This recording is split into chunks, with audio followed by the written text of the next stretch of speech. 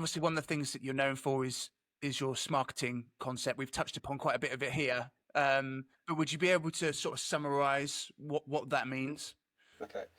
Well, you mentioned all those multinational organizations that I used to be involved with. And every single one of those, sales and marketing were operating in separate silos.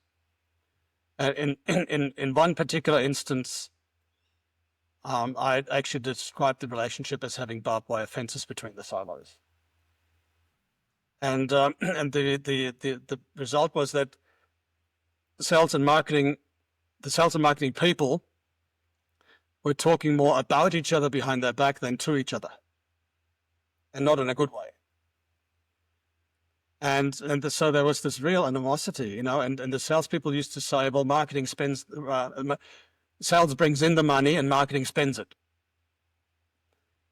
A marketing lady that I once knew, had this, she thought it was funny, story. It's this funny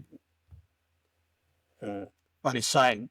And she said, David, what's the difference between a salesperson and a marketing person? And you'd say, well, I don't know. Well, tell me. And she'd go, and education. Yeah, because she went to university as a marketing person, studied marketing and got a degree.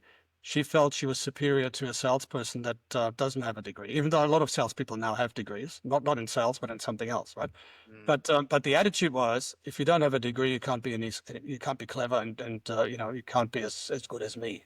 Yeah, it's like a snobby issue. Yeah, literally looking down on the salespeople. Down on them. Yeah.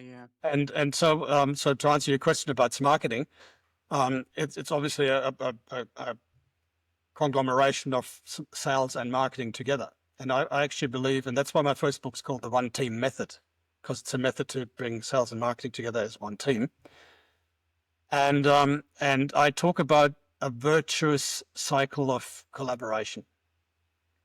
And that is, if marketing would confer with sales before launching a campaign, like allow sales to input into the campaign and give their opinions and their, even good, bad, or indifferent, doesn't matter, but ask their opinion at least. Why? Because firstly, the campaign will probably be better.